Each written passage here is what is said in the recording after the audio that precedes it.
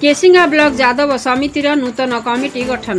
कलाहांडी जिला अभ्यर्थना कमिटी सभापति गिरिधारी गौड़, संपादक त्रिपुरा नायक, अरूपानंद नाग सभापतित्व में केसिंगा ब्लॉक जादव समिति गठन कर सभापति पद पर 3 जन प्रार्थी थिबा बेले केसिंगा ब्लॉक आंचलिक कमिटी सभापति संपादक मानू नहीं भोटिंग माध्यम चयन कर पूर्वतन ब्लॉक सभापति पान्नालाल बेमाल को ही पुणी थे बछा जाइथिला। संपादक भाव में जुर्का भाड़ीर महिपाल नायक निर्द्वंद्व चयन होते।